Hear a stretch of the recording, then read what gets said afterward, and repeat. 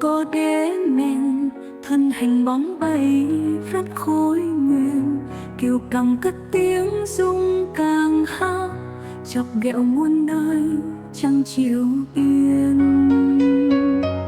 Một ngày treo cốc chị hàng xóm, gió nỗi lông mày cơn giận ôm, để chốt oan thay ôi buồn lắm, lòng mèn nắng chiếu học bài khôn.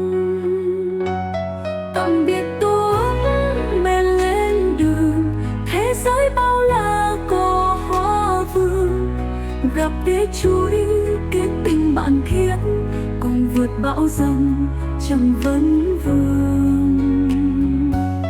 Qua thung lũng vắng đến rừng sâu, mèn thấy loài kiến nhọc cánh thâu, ngắm mình phải sống vì yêu thương, lòng tràn khát vọng chẳng cúi đầu.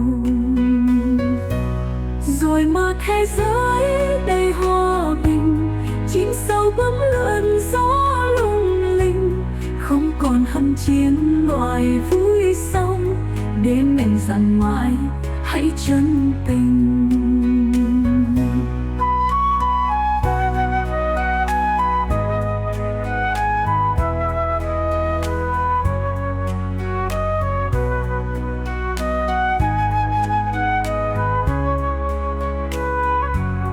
Để mình dặn mãi hãy chân tình.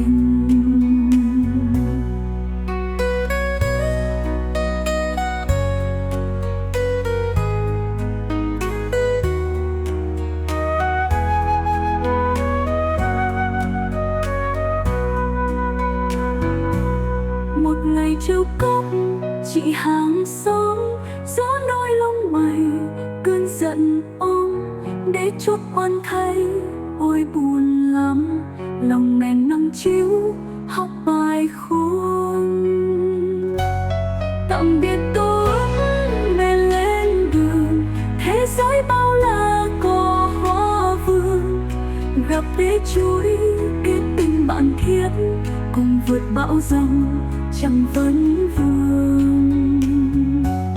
Qua thung lũng vắng đến rừng sâu, mèn thấy loài kiến nhọc cánh thâu, ngắm mình phải sống vì yêu thương, lòng tròn khát vọng chẳng cúi đầu. Rồi mơ thế giới đầy hòa bình, chim sâu bướm lượn gió lung linh, không còn hận chiến loài vui sống, để mình dặn mãi hãy chân tình, để mình dặn mãi hãy chân tình.